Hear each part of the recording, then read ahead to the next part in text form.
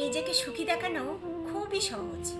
তাই মানুষ তার চোখ, মুখ, কাজ, লেখা, বাস্তবে আর ভার্চুয়ালে সব জায়গায় নিজেকে ফ্লেক্সিবল দেখায়, স্ট্রং দেখায়।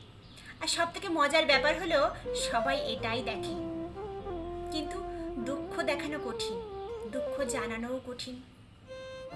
দুঃখ সবাইকে দেখানো যায় না, মন খারাপের কারণ সবাইকে বলা যায় না। তাই কেমন আছির উত্তরে শত ইতস্ততার পরেও বলা যায় না সত্যি সত্যিই আমি ভালো নেই।